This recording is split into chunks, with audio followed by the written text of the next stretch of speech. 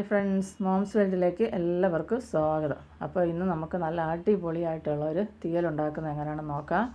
അപ്പോൾ അതിന് വേണ്ടിയിട്ട് ഞാനിവിടെ തേങ്ങ ഒന്ന് മിക്സിയുടെ ജാറിലിട്ടൊന്ന് ചതച്ചൊതുക്കി എടുത്തിട്ടുണ്ട്.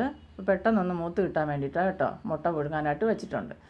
അപ്പോൾ ചീനച്ചട്ടി അടുപ്പത്ത് വെച്ചു. ആവശ്യത്തിനുള്ള തേങ്ങ ഇട്ട് കൊടുത്തതിന് ശേഷം 2 തണ്ട് കറിവേപ്പില എൻ്റെ കൂടെ ഇട്ട് കൊടുത്തിട്ടുണ്ട്.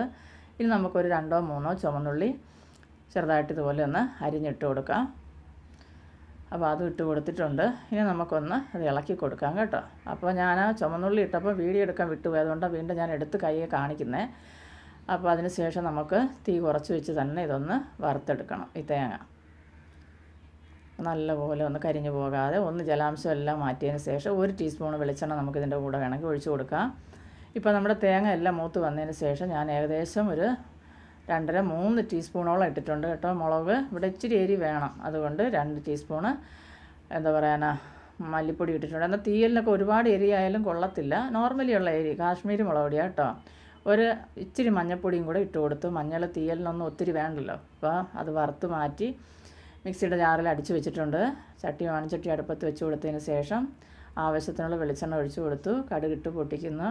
കടുക് പൊട്ടിയതിന് ശേഷം നമുക്ക് 2 തണ്ട് കറിവേപ്പില അതിലേക്ക് ഇട്ട് കൊടുക്കാം. ഇനി ഇവിടെ ഞാൻ 2 സവാള നീളത്തിൽ ഇതുപോലെ അരിഞ്ഞ് വെച്ചിട്ടുണ്ട്. അപ്പോൾ അതും കൂടെ നമുക്ക് ഇട്ട് കൊടുക്കാം. ഇട്ട് കൊടുത്ത് നമുക്ക് നല്ലപോലെ ഒന്ന് ഒരു ഇച്ചിരി ഉപ്പും കൂടെ ഇട്ട് കൊടുക്കാം. അപ്പോൾ പെട്ടെന്ന് സവാള ഒന്ന് വാടി കിട്ടും. ഇനി നമുക്കിതൊന്ന് ഇളക്കി യോജിപ്പിക്കാം, വഴറ്റാം. ഇപ്പോൾ ഉപ്പിട്ട് കൊടുത്തിട്ടുണ്ട് സവാളയ്ക്കുള്ളത്. എന്നിട്ട് നമുക്ക് നല്ലപോലെ ഒന്ന് വഴറ്റിയെടുക്കണം. നല്ല അടിപൊളി ടേസ്റ്റിലുള്ള ഒരു തീയല കേട്ടോ, മുട്ട തീയല. മുട്ടയുടെ മഞ്ഞയൊന്നും നമ്മളിതിൽ ചേർക്കുന്നില്ല, വെള്ളം മാത്രമേ ചേർക്കുന്നുള്ളൂ. അപ്പോൾ ഇനി ഇതിലേക്ക് കുറച്ച് ഇഞ്ചിയും വെളുത്തുള്ളിയും ചതച്ചതും കൂടി ഇട്ട് കൊടുത്ത് നല്ലപോലെ വഴറ്റിയെടുക്കണം. അപ്പോൾ ഇതാ നല്ലപോലെ ഒന്ന് വാടി വന്നിട്ടുണ്ട്. ഇനി നമുക്ക് നമ്മളിവിടെ അരിഞ്ഞ് ഞാൻ പൊട്ടറ്റോ ആവശ്യത്തിനുള്ള പൊട്ടറ്റോ എടുത്ത് അരിഞ്ഞ് കഴുകി വൃത്തിയാക്കി വെച്ചിട്ടുണ്ട്. അപ്പോൾ അതും കൂടെ നമുക്കിതിലേക്ക് ഇട്ട് കൊടുക്കാം. ചെറിയ പീസാക്കി വെച്ചിട്ടുണ്ട്. അപ്പോൾ ആദ്യം ഇത് നമുക്ക് ആ എണ്ണയിലൊന്ന് നല്ലപോലെ ഒന്ന് വഴറ്റിയെടുക്കണം. ആദ്യം വെള്ളം ഒഴിച്ച് വേവിക്കണ്ട. കുറച്ച് നേരം ഒരു 5-7-8 മിനിറ്റോളം ഒന്ന് ആ എണ്ണയ്ക്കകത്ത് കിടന്ന് ഒന്ന് നല്ലപോലെ ഒന്ന് വഴന്ന് കിട്ടണം. അപ്പോൾ ഒന്ന് ഇളക്കിയതിന് ശേഷം നമുക്ക് ഒരടപ്പിട്ട് ഇതുപോലെ ഒന്ന് ഒരടപ്പിട്ട് അടച്ച് വയ്ക്കാം കുറച്ച് നേരം.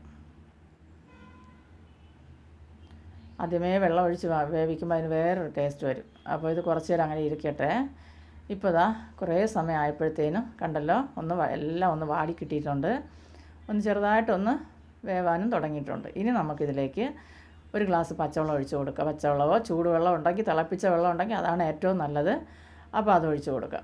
കൊടുത്ത് നമുക്കിതൊന്ന് ഇളക്കി യോജിപ്പിച്ചതിന് ശേഷം നമുക്കൊന്ന് അടച്ച് വെച്ച് വേവിക്കണം. ഈ വെള്ളം എല്ലാം വറ്റിച്ചെടുക്കണം.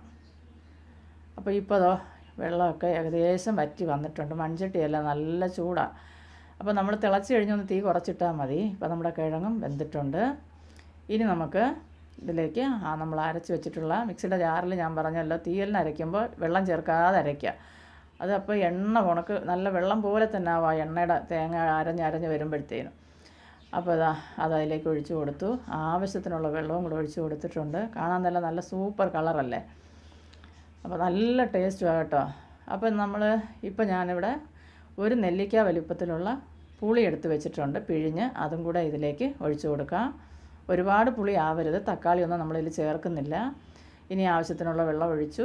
ആവശ്യത്തിനുള്ള ഉപ്പും കൂടെ ഇട്ട് കൊടുത്ത് ഒന്ന് ഇളക്കി ഒന്ന് തിളപ്പിച്ചെടുക്കണം.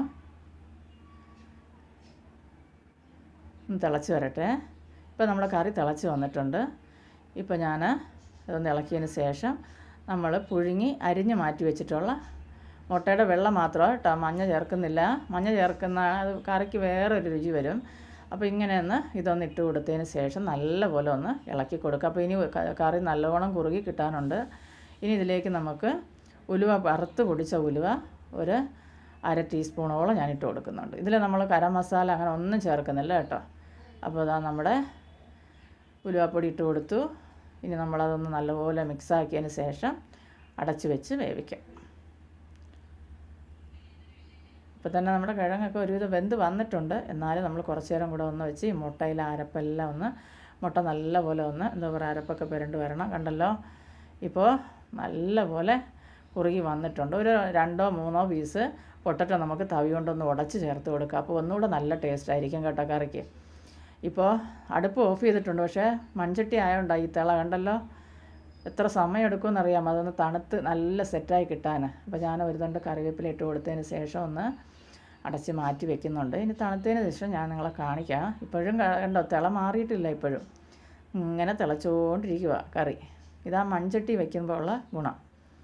ഇപ്പോൾ കണ്ടല്ലോ, ഇപ്പോൾ നമ്മുടെ കറി ഇവിടെ തിളയെല്ലാം ഞാൻ അടച്ച് വെച്ച് അടപ്പ് തുറന്ന് നോക്കണ്ടോ, തിളയെല്ലാം മാറി നല്ല സൂപ്പറായിട്ട് വന്നിട്ടുണ്ട്. എന്താ രുചിയെന്നറിയാമോ?